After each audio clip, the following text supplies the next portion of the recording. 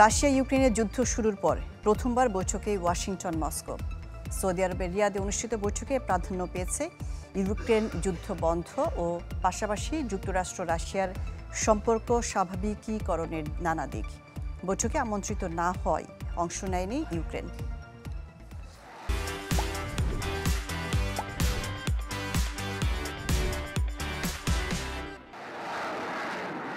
ক্ষমতা গ্রহণের আগেই ইউক্রেন যুদ্ধ বন্ধ করা ও দেশটিতে সামরিক সহায়তা কমিয়ে দেওয়ার হুঁশিয়ারি দিয়ে আসছিলেন ডোনাল্ড ট্রাম্প। এতে যুদ্ধে মার্কিন সহায়তা পাওয়া নিয়ে তৈরি হয় অনিশ্চয়তা। পাশাপাশি ইউরোপের উপর বেড়েছে বাড়তি চাপ।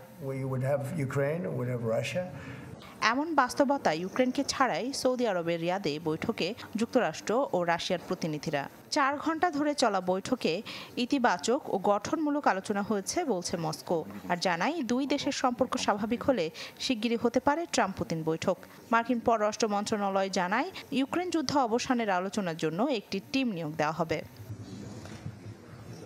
এদিকে ইউক্রেনকে বাদ দিয়ে কোনো শান্তি চুক্তি হলে তা মেনে নেওয়া হবে না সাফ জানিয়ে দিয়েছেন ভলোদিমির জেলেনস্কি। শান্তি আলোচনায় সব পক্ষের অংশগ্রহণ নিশ্চিতের তাগিদ দিয়েছে চীন। চীন বিশ্বাস করে আলোচনা ও সমঝোতার মাধ্যমে যে কোনো সংকটের সমাধান সম্ভব। ইউক্রেন ইস্যুতে যুক্তরাষ্ট্র রাশিয়ার বৈঠককে আমরা স্বাগত জানাই। আমরা মনে করি সব পক্ষের অংশগ্রহণের মাধ্যমেই শান্তি আলোচনার পথ সুগম হবে। ওয়াশিংটন মস্কোর এই বৈঠককে বিশ্ব রাজনীতিতে একটি গুরুত্বপূর্ণ ঘটনা হিসেবে দেখছেন বিশ্লেষকরা। যুক্তরাষ্ট্র যে পথে হাঁটছে তাতে ইউক্রেন ও ইউরোপের নিরাপত্তা হুমকির মুখে পড়তে যাচ্ছে। রাশিয়া বরাবরই এই যুদ্ধ থেকে সুবিধা নিয়ে আসছে।